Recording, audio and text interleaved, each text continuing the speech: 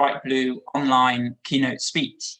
For those of you who don't know Bright Blue, we are an independent think tank for liberal conservatism, and one of our major research themes is on energy and environment policy.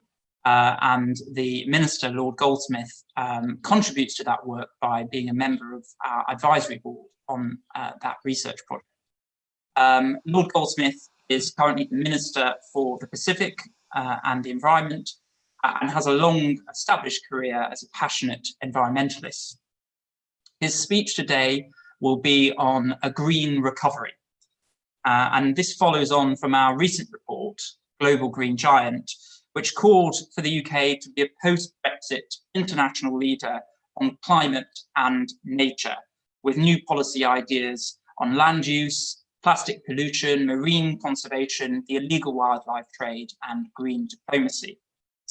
The report called on the UK to promote the idea that the interrelated crises of climate change and biodiversity decline should be tackled together, particularly in the run-up to COP15, the UN Conference of Parties on Biodiversity, and also COP26, the Conference of Parties, the UN Conference of Parties on Climate Change, both of which have been postponed and will now take place later in 2021.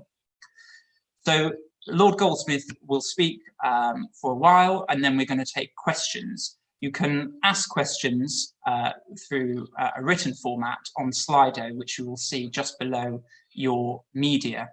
And we will select the questions that will be asked to Lord Goldsmith at the end.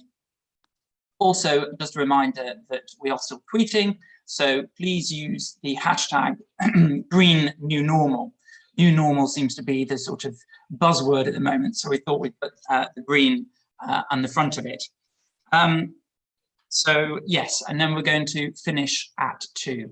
So I'm going to hand over to the Minister now for his speech. Thank you.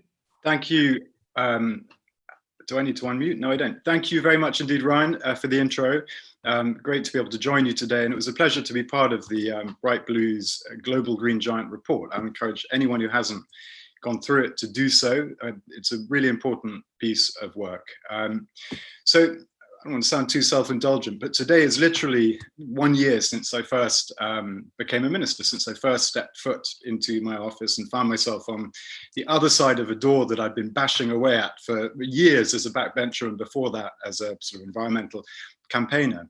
So I've committed pretty much my entire life to campaigning on environmental and conservation issues. And so the role that the PM gave me was exhilarating. International environment and conservation, climate change and forests, and domestically the addition of animal welfare. And being given 3 departmental hats to wear, DEFRA, DFID, and more recently the Foreign Office, is an important reflection of the PM's view that the environment isn't just a box to tick in one corner of government. It is a thread that should, not suggesting it does yet, but a thread that should run through our entire approach. And you know, you won't be surprised to hear that I think it's one of the most important jobs of all. Because although climate change and environmental destruction are unlikely to be the most immediate or direct concern for most people, if they're asked, their most immediate concern is likely to be something very immediate. But they are nevertheless the greatest threat to our families and indeed our species, and they are the greatest challenge we face by many factors. As with all speeches nowadays, the backdrop clearly is COVID-19. Because its impacts have been profound, because it affects everything. I think it has exposed our vulnerabilities on many levels. And it's also a brutal reminder that despite our extraordinary cleverness as a species, we too often lack the wisdom to temper that cleverness. We've long known, for example, that the vast majority of new infectious diseases are zoonotic, from HIV to Ebola, from SARS to avian flu. But we've never really done anything to reduce or mitigate that risk. On the contrary, through our mistreatment of the natural world, we continue to create the ideal conditions for more such pandemics to come. And it's also, I think, a wake-up call, not just in the narrow sense, narrow context of diseases. It goes much further than that. COVID is itself a symptom of our abusive approach towards the natural world, but it's just one of those symptoms. And appalling though this experience has been for so many families and people all around the world, The brutal truth is that it will be dwarfed by the effects of climate change and environmental degradation unless we act fast, unless we act decisively. And you only have to look at where we are today. In my lifetime, which is really even less than a blink of an eye in evolutionary terms, populations of animals on average have more than halved. Right now, there are about 1 million species facing extinction. Almost 2/3 of our coastal wetlands are lost. In June, the mercury rose to 38 degrees in a small town in Siberia. And if the next 60 minutes or so that we'll be spending together are representative of normal 60 minutes, then we will have lost around 1,800 football pitches worth of forest by the time this session ends. And in fact, all the information we have suggests it could even be worse this year. In the first 4 months of 2020, deforestation in the Amazon rainforest, for instance, was about 50% higher than the same period last year. And the news just keeps on rolling in. Only a couple of weeks ago, the IUCN warned that species from African primates to North Atlantic right whales are fading away under the mounting pressure. IPCC, the IPBES, the Global Commission on Adaptation, Professor Dasgupta's review, they all tell the same somber story. Our ocean, meanwhile, is being choked with so much rubbish that by 2050, we're told it will have more plastic than fish if you measure it by weight. And last year, an expedition to the remote and uninhabited Henderson Island in the Pitcairn group, almost 3,500 miles from New Zealand and South America, found its beaches inundated with plastic waste. And I say finally, around 1/3 of marine mammals are threatened with extinction. And on that same point of marine life, nearly 1/3 of all fisheries have either gone or they're on the brink. It's an extraordinary thing that for the first time in its 15-year history, environmental risks filled the top 5 places of the World Economic Forum's Global Risk Report. So I could go on, and I'm sure any number of people in this conversation today could also add to that depressing list. I don't think the words, or at least I'm not aware of words that exist that really properly capture this tragedy that's unfolding. The magical, dazzling, extraordinary diversity of life on Earth is simply being extinguished. Ecological treasures we haven't even begun to understand, in some cases haven't even discovered, are being lost forever. Whole ecosystems being turned upside down or grubbed out, and we haven't the faintest idea what the impacts of that will be. But it's not just a biodiversity tragedy. It is also clearly a human tragedy that's unfolding. We sometimes see well-intentioned figures designed to demonstrate just how much we depend on nature. And we're told, it's been calculated, for example, that over half the world's total GDP depends on nature, and that the annual cost of its destruction will reach around $10 trillion. But we can't know that. And logically, our very existence, and therefore all aspects of our economy depend directly on the natural world that we inhabit. And we don't always see that because many of us, at least, are so used to being completely insulated from the natural world. But that's not true for many hundreds of millions of people around the world who very directly depend on nature and the free services that it provides. For example, 1 billion people depend on fish as their main source of protein. 1 billion people depend for their livelihoods on those same forests that we're wiping out at an extraordinary rate. So, as you know, as you said in your introduction, we will be co-hosting the next and all-important climate COP next year. And our focus naturally is going to be on clean energy, on zero emissions vehicles, on finance, adaptation, resilience, and more. But at its heart, at its core, will be a major emphasis on nature. Because we know that you cannot solve climate change without also restoring and protecting nature on a massive scale. The two crises are inextricably linked. Indeed, there is no known pathway to net zero or the Sustainable Development Goals that does not involve a massive scale up of nature-based solutions. We believe they could provide over 1/3 of the most cost-effective climate change mitigation we need, while also helping communities adapt, reversing biodiversity loss, and tackling poverty around the world. Economists use an ugly term for this sort of thing. They call it a solution multiplier, but that's exactly what investing in nature is. Investing in nature is a solution to climate change, poverty prevention and alleviation, reversing that biodiversity crisis, even preventing future pandemics. Indeed, as we race rightly to find a COVID vaccine, I think we would do well to consider that the best way to inoculate ourselves against future disasters like pandemics is by profoundly resetting our relationship with nature. But despite all that, despite the huge contribution that nature-based solutions can make, just 3% of global climate funding is actually invested in nature. And it makes no sense. It makes even less sense when we consider that there is a growing market already for the clean technology revolution. It's not big enough, it's not fast enough, but it's there and it's growing. There is no such market for nature. You just consider the Amazon. The whole world depends on it.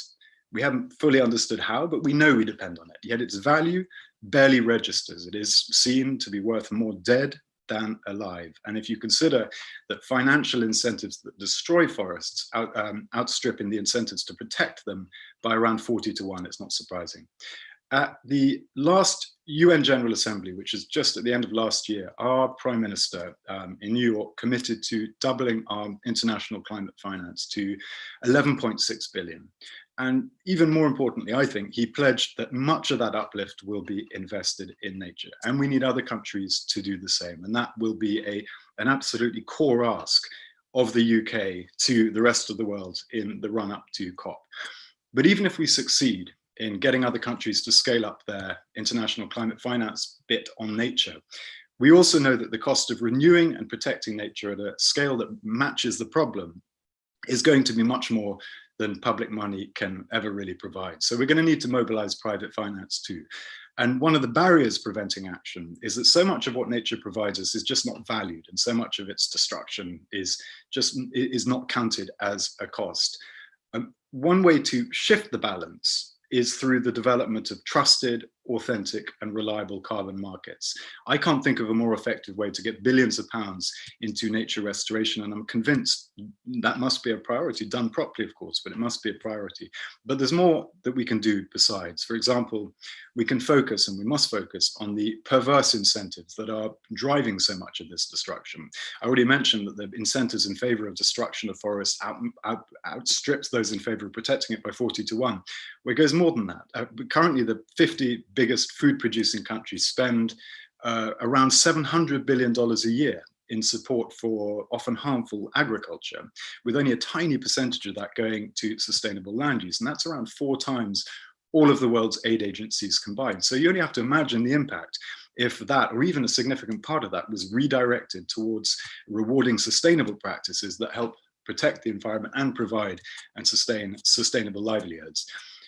In addition to that, we will be building alliances, north-south, producer and consumer countries, rich, poor, to remove deforestation from agricultural supply chains. If you consider that around 80% of deforestation is caused by agriculture, much of it to grow commodities that we all consume, we've got to be sure that when we import those commodities, we're not also importing deforestation, which unfortunately today we very much are. In fact, if you look at the key commodities that we import, and forget everything else, they alone increase the UK's environmental footprint by about 80 to 90%.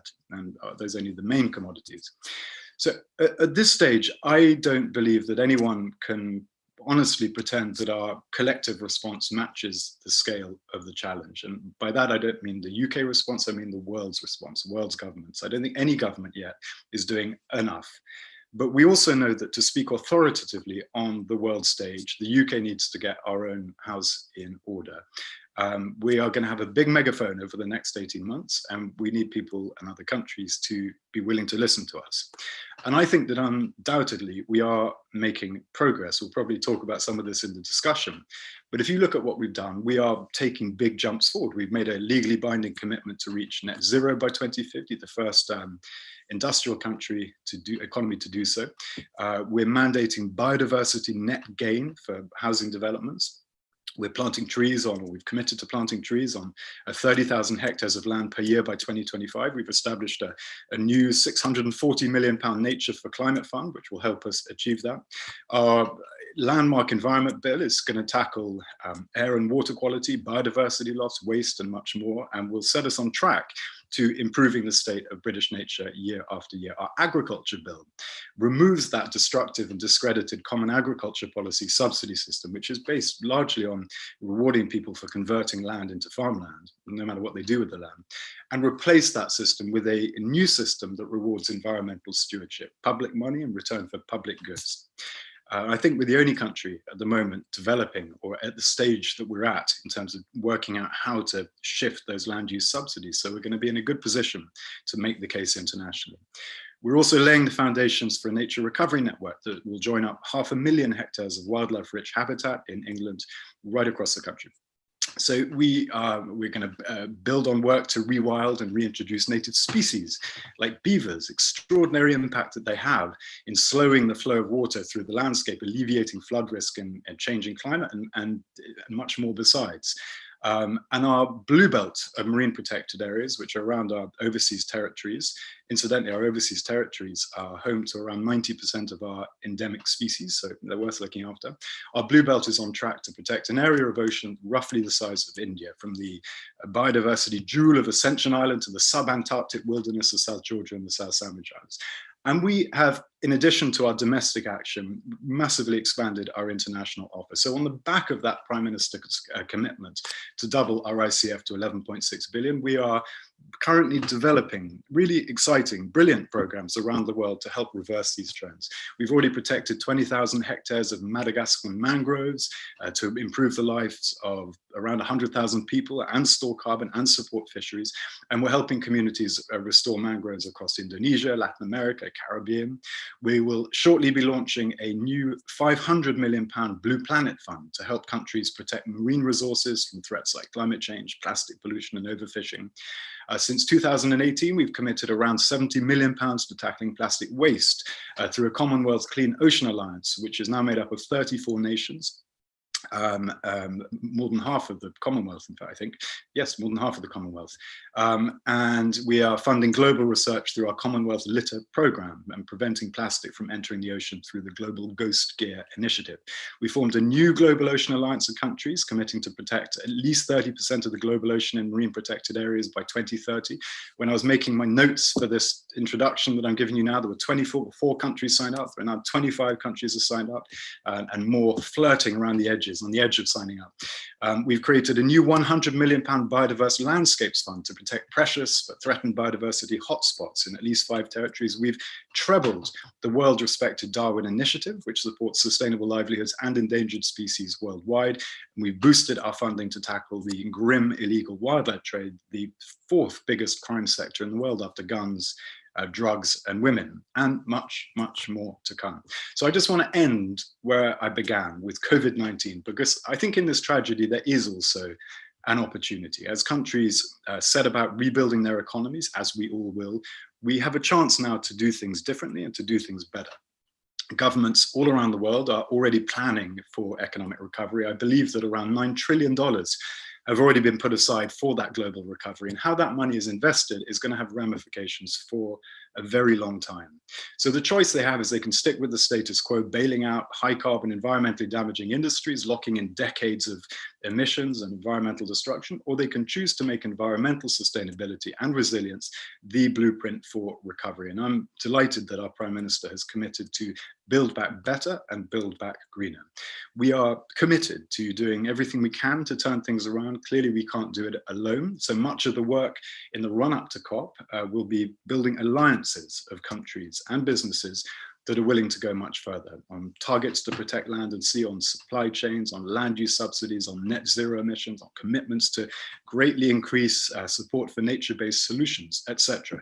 The pandemic has illustrated starkly the folly of waging war on nature. It is really a gigantic wake-up call, and it feels to me that the world is now ready to collectively agree a new covenant with nature, is what we're calling it, a moment to profoundly reset our relationship with this, the only planet that can sustain us. So I'm going to end there. Thank you very much, and I'm looking forward to some questions. Thank you, Minister, for that very thoughtful, passionate, factful speech. And I think what it shows is that, yes, the government's one of the government's main concerns is COVID and the recovery, also the levelling up agenda, but also I think a real commitment to net zero and the green agenda. So that's very clear. One question that I wanted to ask first was just around the Blue Belt and marine protected areas. Through our research in our recent report, there is obviously a lot of ambition we see through increasing the number of marine protected areas, including in the UK overseas territories, but also globally, there's calls to do more. But we also found that some of those marine protected areas perhaps don't have a great level of protection, and there's still over commercial fishing going on in those MPAs. So is there an action plan not only to increase the quantity of MPAs, but the quality as well? Yeah, I mean, the first point I'd make is that we are committed to growing it. And if you ask me what is the greatest conservation story of the UK in the last 10, 15, 20, maybe longer years, I think I'd point to the Blue Belt. I think it's an extraordinary achievement. It is largely protected. It's approaching the size of India, and I'm absolutely committed that we will grow it further. And clearly, I'm not going to pretend to you that it is perfect. There are problems relating to the oceans which are very, very difficult to tackle, not least the sheer level of illegal and unregulated fishing. So if you read the news today, you'll see that the Galapagos Islands, which have got extraordinary rich protected areas, find themselves facing hundreds of vessels from China just on the perimeter of their protected areas, which, if they operate to their maximum capacity, will just wipe out their fish stocks in the area. There's nothing they can do, and if we were in charge of that Blue Belt, if that marine protected area, there's probably very little we could do either. So there's that component, and that does require the world to come together. And we are very, very active participants in the BBNJ, areas biodiversity beyond national jurisdiction conversations. We're trying really hard to achieve resolution there. There are a lot of countries that are not that keen on resolution, but we are working hard. And part of the work we're doing through this 30 by 30 campaign is, our view is that if we get to a critical mass of countries, and we've got 25 already, and there are lots more lining up, we feel that if we get to a critical mass, that the reforms that we know we need become inevitable, because you can't deliver 30 by 30 without regulations governing what happens on the high seas. Make one last point. I don't want to be too long-winded, but you occasionally get criticized for creating paper parks. So you designate an area, but then you don't police it. I don't think that's particularly a problem with the Blue Belt, but there's always going to be an element of that. But my view is that if you could designate an area as protected, even if you don't do enforcement, I'm not advocating we shouldn't enforce, but even if you didn't do enforcement, what you are doing is preventing the emergence of a legitimate industry in a particular area. And if you do that, if you were to allow that industry to develop legally, I'm not talking about the illegal stuff, it's much harder then to reverse it and create protected areas. So even just paper parks have a value, and I wouldn't want to completely discard their value. Great, thank you. Great answer. So thinking now to questions from the audience. So we will start with Amy Gray, who is a former Tory candidate and much, much more, but she asks, how much do you think the pandemic will reshape long-term consumer behaviour? Where is British leadership best focused on this agenda ahead of COP? That is a huge question, and I really don't want to pretend I have the answer to that. I feel that it will change things permanently in some respects. I mean, the fact that we're doing this conference virtually, the fact that most people on this call will have been working virtually for the last few months, I don't think it'll go back entirely to normal. I think that it'll change the way in which we move around. I think it'll change it'll certainly have a big impact, I think, in terms of international tourism. I think people may find us on the back of that they discover things in their own backyard, which are no less exciting than things they might have discovered the other side of the world. I think there'll be all kinds of changes. But what I hope it does is that I hope it has lowered our collective tolerance for risk. We knew that risk existed, we did nothing about it. We know that we're approaching the end of the antibiotic era and entering a post-antibiotic age with deadly antibiotic resistance bacteria. We know that's happening, and yet we continue to lavish antibiotics on agriculture all around the world. We know that's madness, but we're still doing it. We know that we're heading towards a very dangerous situation with our climate, and we know all the stuff that I said earlier about biodiversity and the impacts that will have. So I hope this is a wake-up call in that sense. It make us appreciate these longer term but really very severe risks, and I hope that will then convert into a political mandate to be radical and to take strong action.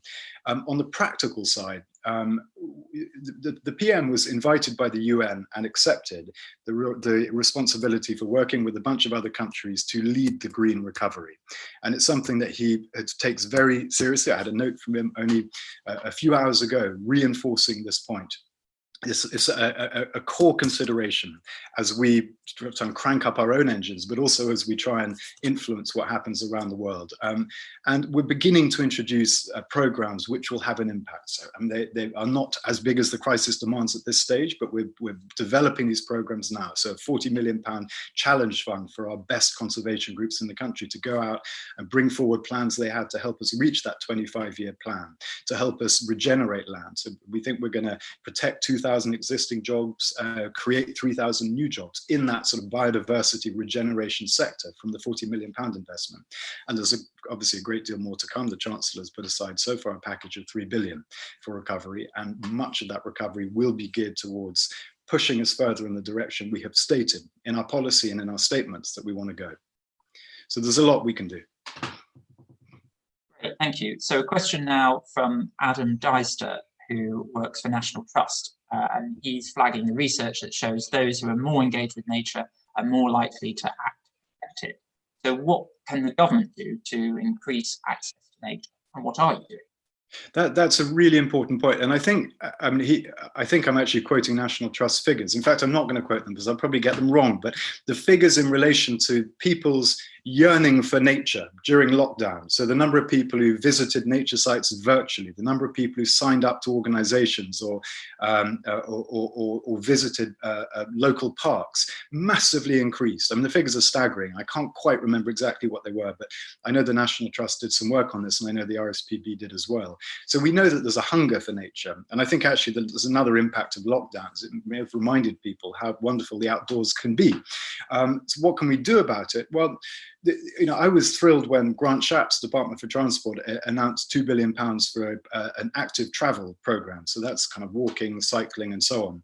And you can't do that kind of program without also creating an environment in which active travel is a pleasant experience. So we're looking at our £640 million Nature for Climate Fund. And while a lot of it will be about regeneration of landscapes on a big scale and regenerating peatlands, extraordinarily valuable, but unfortunately degraded peatlands in the country, we will also be working around cities and within cities to try and improve the natural environment for people. And we're developing programs. At the moment, we launched a tree strategy.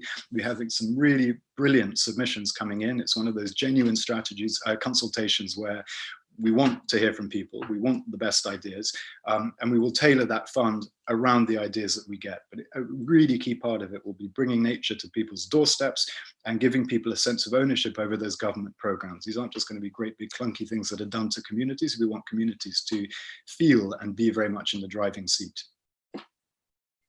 Just a follow-up to that, which is obviously the Prime Minister also is very focused on build back better, build, more houses, seen as a sort of great social injustice, particularly for young people. Are you concerned that could have negative environmental implications? A lot of people have been pushing to build on the green belt, for example.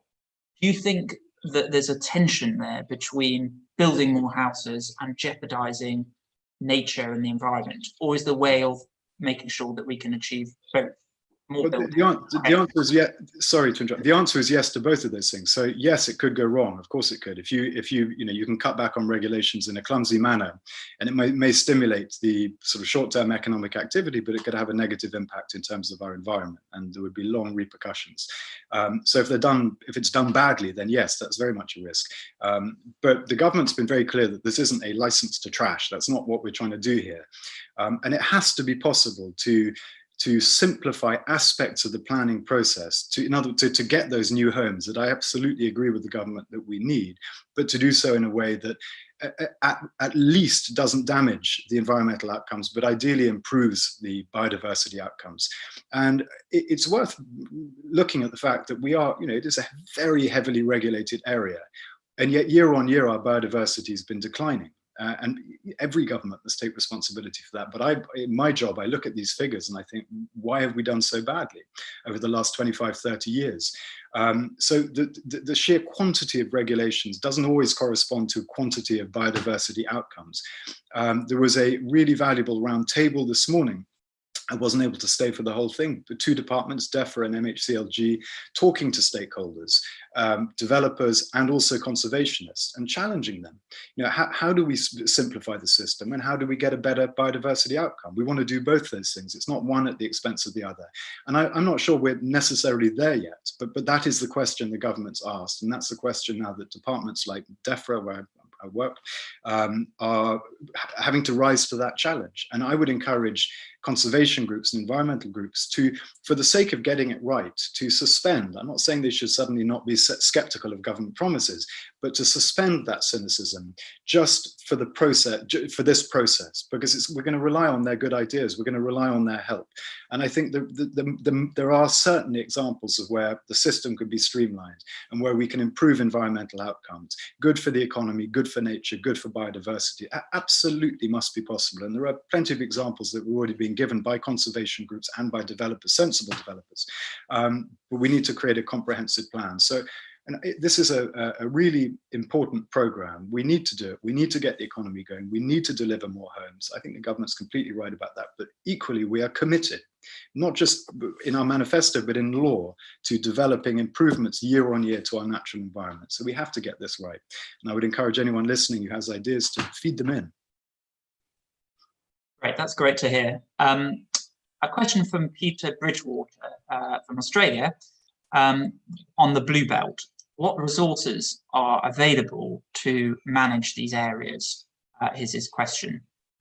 So I think he's thinking largely government financial resources, maybe thinking about resources. So, sorry, was that the end of the question? So the budget was replenished, and it is just over 7 million for the Blue Belt. And that's mostly technical assistance, helping overseas territories to do the work that they need to do. That doesn't allow for expansion, but there are a number of things we're doing on the side. So the first thing we're doing is, we have already done, is we've committed to trebling the Darwin Plus program, which is all about biodiversity on the overseas territories. That's now £10 million a year. We are working on a new biodiversity offer for the overseas territories, and so many departments of government have a stake in the overseas territories, from the MOD to DEFRA to DFID and everyone else, that we're working together at a joint ministerial level to try and figure out what that would look like. And you won't be surprised to hear that I'm pushing very, very hard for a maximum offer in relation to nature, biodiversity, oceans. So that would feed into this sort of overall efforts in terms of biodiversity on our overseas territories. And the third thing we've done, and I think I mentioned it in my opening remarks, if I didn't, apologies, we are about to launch a new Blue Planet Fund, £500 million. The only thing I would say in terms of restrictions, it's all ODA. So that money has to be spent in ways that has a poverty dimension, and it has to be spent in countries that are ODA eligible. But many of our target areas where we want to deliver improvements to the ocean are in ODA dependent countries. So there's massive scope for action there. My view is that the Blue Planet Fund will be a huge success. We've got a brilliant team working on it from DEFRA and DFID. And as it succeeds, I will be pushing for it to be expanded and given real longevity, because I think it's a hugely overlooked part of this agenda, the ocean. Great. So a question from a lawyer called Anthony Schatz. He says, why not ask every country to commit to a major reforestation project of scale and proportionate to its population by, say, 2030? Yeah, I mean, look, I love the idea. The only thing I would say is this, that there are countries that are doing an incredible job. So Gabon, for example, is about 89% intact forest. It's extraordinary, and the government is completely committed, the current government, completely committed to protecting that. So what they've done, for example, is they've banned the export of raw timber. They want to add value to it, so it gets processed now in Gabon. They've created a whole economy that didn't exist before around processing and preparing timber, and they're obviously getting more money on the back of it because they've added value to it. So there's a real commitment there, and they're doing it. It's not just talk. You look at Costa Rica. Costa Rica is an extraordinary country. It went from being one of the poorest in the Western Hemisphere to being one of the, I'm going to say one of the wealthiest, but a wealthy country. It's no longer ODA eligible. And they've done that while expanding their forest cover, expanding their biodiversity, growing their nature, protecting their nature on land and in the sea. So I think that also shows that you can have good economic outcomes while doing the right thing. So you wouldn't want to blanket one size fits all, but some of the countries are doing wonderful things. Other countries are really struggling, and other countries are deliberately allowing the destruction of their forests. So you need to have a tailored approach. We are working on a really big program, a series of programs, I mean, on a much bigger scale than anything we've done in the past in some of the key areas of the world. So we're talking, for example, to Indonesia. We want to work with them to protect intact forests, restore peatlands on a scale that we've not seen before. We're partnering up, or in the very early stages of partnering up with Norway, who are a very generous donor country when it comes to nature-based solutions. And we're working on a number of other programs that I'm probably not at liberty to describe at this point, but in some of the really key and obvious areas in the world where this kind of work is needed. I hope that one of the outcomes from our presidency of the COP is that we persuade countries, donor countries, to massively increase their contribution to nature-based solutions. I said it was 3% earlier. It should be at least 30%, and ideally closer to 50% of climate change funding. And actually that matters even more now, given that every economy is facing a squeeze at the moment. We are here. DFID for the first time ever is having to look at cutbacks. We're committed to 0.7, but 0.7 of a smaller economy is obviously less money. So we need to make sure that when we invest, we get bang for our buck, and that's nature. Invest in nature, you get so many, that solution multiplier argument I made earlier, you get so much bang for your buck. So I think we are going to win the argument in relation to increasing investment in nature-based solutions. And if we can supplement that with effective carbon markets, you'd be looking there at many, many billions of pounds flowing from the private sector to reforestation, protection of existing landscapes all around the world, money that we desperately need. And I know it's a sensitive and a controversial and also a difficult issue, but we've got to do it. Unless someone can magically come up with a better idea of extracting money from the private sector at the scale that's required, I think that has to be a really clear target for us in the run up to COP, and it's something that I'm pushing very hard. You talked about countries with poor environmental agendas, and I'm just thinking about the levers that the UK has to try and create change. So there's obviously export finance, official development assistance, but also, do you see trade agreements as a possible way of creating change and better environmental outcomes? And does the government as a whole see that as well? Yeah, I think it's a really important question. I mean, there are a lot of levers that government has. It's not just about dishing out money through DFID or other ODA agency departments. Just on the first point, before I get to the trade, you're right about export finance. That is a potentially very valuable tool. It's a lot of money that this department, this unit has. Its purpose is to help support British businesses, entrepreneurs, and so on overseas. At the moment, almost all of it goes on energy, and almost all of that goes to fossil fuels. So that is a tool that is not being effectively used. And I'm really pleased that that the government is looking very closely at how we can change the mandate, change the purpose and the direction of export finance. That is long overdue, but I'm thrilled that the PM has made that happen, because it could be an incredibly valuable tool supporting a lot of the stuff that we're talking about at the moment. But you're right about trade as well. One of the areas that we are working on at the moment, and we don't yet have all the details agreed yet across government, but the principle I think is agreed. We commissioned the Global Resource Initiative. I think it was Michael Gove who commissioned it about 18 months ago, and it reported about a month ago, and it's headlined with lots of recommendations, but its headline recommendation that we should take measures, whatever measures are necessary in the UK, to ensure that when we import commodities, we don't import deforestation. In other words, a form of due diligence requirement on the biggest importers of commodities into this country. And we're not a huge proportion. Take Brazil, for example. We aren't their biggest market, but we're a significant market, and we're a significant country, 5th or 6th biggest economy in the world. And by taking this step, we're not only reducing our ecological footprint, we're sending a very powerful message, in a sense, a sort of consumer message to countries that actually, if they want to improve access to other markets, and if they want to add value to their exports to those other markets, there's a certain standard that's required. And what is, I'm not going to sit here and praise the hell out of China, but It's the Chinese have been very, very proactive on this in the last month. And we've heard from, for example, the director of the biggest importer of soya from Brazil in China, and they import vastly more than the whole of Europe combined, probably times 3 or 4, who said that we're going to move to a situation where we don't import deforestation as well. And you can be absolutely certain that the alarm bells would have been ringing throughout the soy producing nations, because that's really big, it's significant. And China does have a record when they say they're going to do something on the whole of doing it. You know, they did it with shark fins, they've done it with ivory, more to do. But if they make these commitments, on the whole, they happen. And so I feel like we're moving in the right direction. We're pushing against an open door. We need to do it in a way that doesn't alienate, doesn't break our relationships with important producer countries, but I think we can. We've already made huge steps in relation to palm oil imports into the UK from Indonesia. I think 70% of the palm oil we import is genuinely sustainable. It needs to be 100%, and it would be if we introduced a due diligence system. But it shows what's possible, and that's a really important part of our campaign. I'm hoping that we'll get our house in order in relation to this very soon, and that would allow us then to start building an international alliance, including countries like China, for a much more international approach to cleaning up supply chains. Brilliant to hear about the government review around UK export finance. Bright Blue's doing some work. Feed it in, please. We will definitely feed thoughts into you. And interesting to hear something slightly against the grain of xeno-skepticism that is quite pronounced at the moment, but interesting what you say about China. I'm going to take a round of questions now, because I'm conscious of time. So I'm going to take 3. So the first is from Rebecca Newsom from Greenpeace, and she asks, does the Minister support UK renewed powers outside EU to ban destructive industrial fishing vessels like super trawlers from fishing in UK offshore marine protected areas?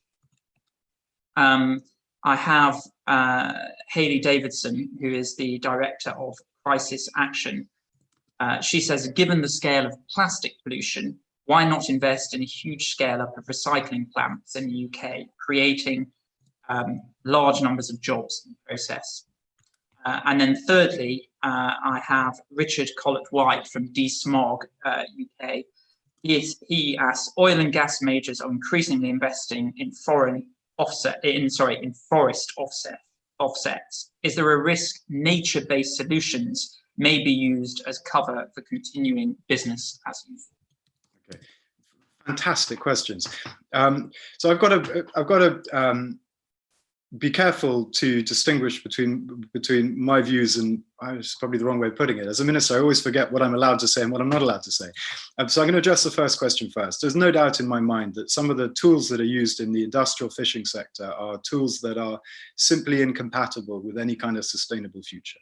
There's no doubt in my mind about that. There are machines out there, industrial fleets out there, which I cannot reconcile with the plans that we have, for example, in our manifesto and in the fishing bill, to push us towards a maximum sustainable yield, to ensure that our fish stocks increase year on year.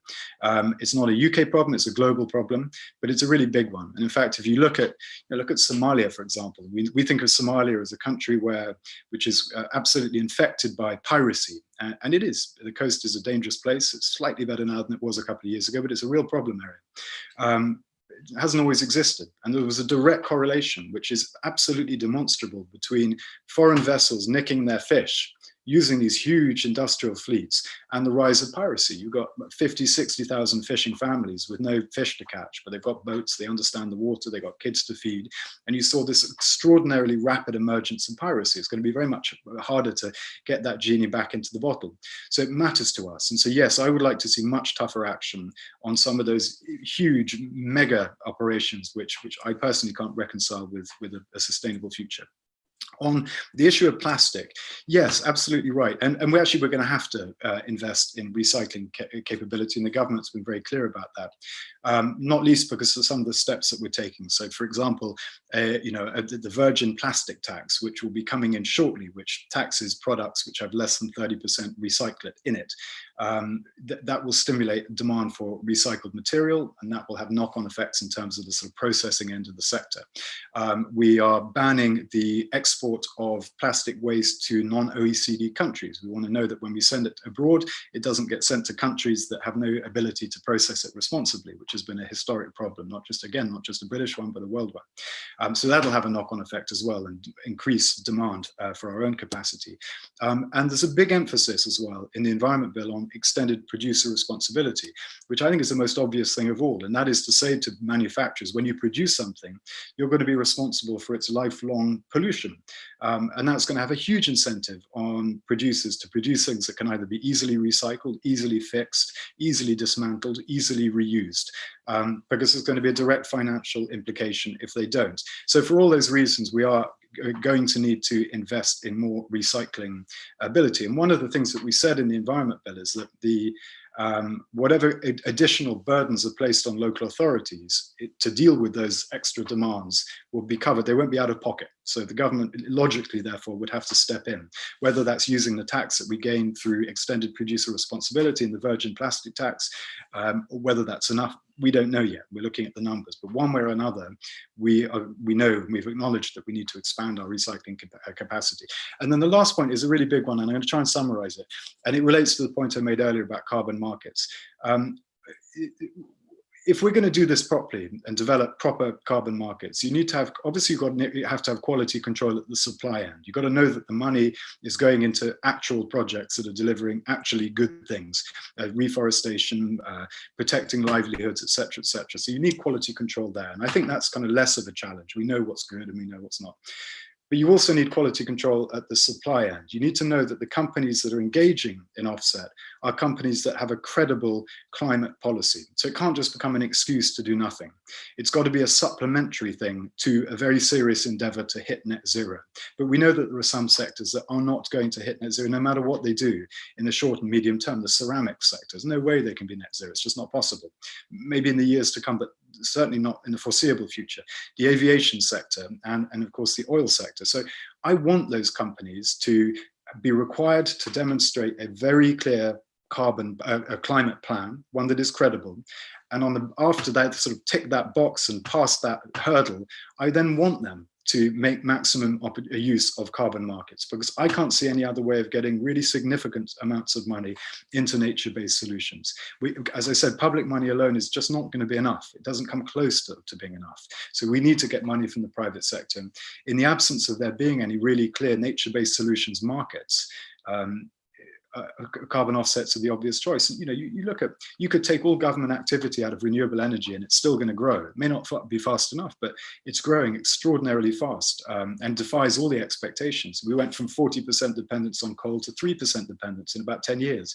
The European Union estimated, when they estimated our 2020 solar capacity 15 years ago, they got it out by a factor of 5. So the market's racing ahead of the politics. That's not true with nature.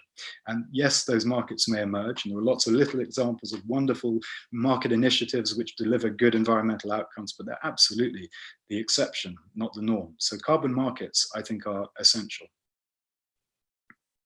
Very thoughtful. So final questions from the audience. So the first is from Professor Evan Parker, who is in the Department of Physics at Warwick University. He asks, are there funding sources for creating traffic-free town centres and local sustainable food growth? And the second question is from Carl Packman, who is from Fair by Design. And he asks, how does the UK leverage effective and sensitive pressure and show leadership on opposing deforestation in Brazil under the president there, particularly in the run-up to 26? And then thirdly and finally, Alistair Driver, who is from Rewilding UK, asks, great to hear rewilding get a mention. Can you give some examples of how government intends to mainstream rewilding? Okay, thanks very much. All brilliant questions. On transport, Grant Shapps, the Secretary of State for Transport, has kind of got the bug on environmental and sustainable travel. And he's, every time I speak to anyone in the sector, they've just had a conversation with Grant Shapps. So he's busy working up a program of how to invest the money that he's been given by the Treasury to invest in active travel. I think it was £2 billion, and there are more programs to come. And that's a combination of lots of different things. It's not all about electric vehicles. That's actually quite a small component of this particular tranche of money. It is about walkability. It is about cyclability. It's about making city centres more attractive places to be if you're not in a car. And there's a lot of work being done there. Now, I'm not going to pretend that I'm all over that brief. It's not in my department, but I'm excited by what I'm hearing that's coming out of the Department for Transport. On deforestation, how do we exert pressure? It's really difficult because Brazil is a huge country. That there is no doubt that there's a kind of a reluctance on the part of the government, very serious reluctance on the part of government to take deforestation seriously. Where the numbers for this year are really depressing, 50% worse in the first 4 months than last year. Real pressures being faced by Brazil's indigenous communities. I had a meeting last year with Chief Raoni, who's probably the most sort of well-known household figure representing indigenous groups in the Amazon, and what he had to tell me was heartbreaking. I mean, it's an appalling situation that's unfolding there. How do we influence that? Well, we are already doing a lot of really good work through DFID and through BEIS at the state level, because some of the key governors in the states that are responsible for the Amazon, some of those governors are really progressive in an environmental sense. They are really wanting to get to grips with these issues. They're wanting to have these partnerships. They're wanting to have help. They're missing out on the relationship they used to have with Germany and Norway, who both withdrew from Brazil on the back of some of the things that were happening in the Amazon. So operating at the state level is one option, and we are wanting to ramp up our own footprint. We have a reasonable footprint already, but we're wanting to do much, much more. And we're trying to figure out whether all of that should happen at the state level. There's another question, which is a much bigger question, and that is that we hear from the Bolsonaro government, the sort of argument, if you want it, you've got to pay for it. And I wonder whether or not it's time for an alliance of nations to take that statement at face value, because there are plenty of countries that have a direct interest in wanting to curb deforestation of the Amazon. We recognize that there are important sovereignty issues in Brazil, but it is nevertheless an asset which matters to the whole world. And what I'm trying to find out, and it's difficult, I don't pretend to have the answer, but what I'm trying to find out is whether or not now is the time for a coalition of countries to come together and actually work in good faith with Brazil, taking them at their word on this issue of you like it, you want it, you've got to pay for it. Because I think that could be done. In theory, certainly it can be done. Whether it can in practice, I don't know. And then the last point on that is this, what I mentioned earlier, I won't repeat it, but the supply chain stuff that we're looking at obviously has a very big impact. All these countries care very much about their exports, they care about their economies, particularly now with the damage that's been caused by COVID. So if markets are wanting, if important markets are wanting a higher set of standards, the market will respond. And we know that we can use our position to leverage a shift towards sustainable commodity production. The last question, thank you, Alistair, has been great, a fantastic influence on the national debate around rewilding. I personally think Alistair can take credit for rewilding having become slightly more mainstream than it was. And I very much hope that we are, I'm committed to ensuring that as we invest our Nature for Climate Fund, that we place a lot of importance on rewilding. There are parts, at the moment we have this very clear distinction, land that is suitable for planting trees and land that is not suitable for planting trees. But actually there's a lot of stuff in the middle where you wouldn't want to plant trees in peatlands, for example, and potentially threaten releasing a lot of carbon. But you might want to allow that land to naturally regenerate. We're looking very closely at how we can deliver a riparian program, so rewilding and a bit of planting, depending on the land, either side of waterways, to try and create this sort of informal network, nature network across the country, working with landowners, dipping into the Nature for Climate Fund, but also, crucially, I mentioned in my speech earlier, or one of the answers, our shift from CAP to the environmental, to the ELM. is huge, and this is going to turn the whole subsidy system on its head. And within ELM, I want there to be a recognition of the value of rewilding. So if I want to go and plant up 10 hectares of land with trees, I can be paid to do so, and I can be paid reasonably well. If I want to leave that land to naturally regenerate, because that's the best solution for that piece of land, it won't be recognized, and that's something that we need to address. So there is a lot of work to be done. Alistair, you will be very much involved in those discussions. I will be coming to you for more and more information, but I'm absolutely convinced that we need to get the incentives right to reward and then incentivize much greater uptake of rewilding. Great stuff. Thank you, Minister. And it's just about 2 o'clock, so we'll come to an end. At this point, normally I'd offer the audience kind of to give you a round of applause, but obviously we can't do that, and we don't have the fake applause that some live sports are doing. So just to say thank you very much, Minister, and thank you to the audience as well for being with us for the last hour. Just to say that Bright Blue, we've got 3 projects that we're doing on energy and environment at the moment. The first is on how we mature the electric vehicle market. The second, which I've already mentioned, is around climate aligned export finance and how we create that. And the third is around public attitudes to net zero, the expectations that the public have of themselves, but also government and businesses in this big challenge around transition to net zero. Good afternoon, everybody. Thank you for joining. Thanks, Ryan. Thanks all. Bye.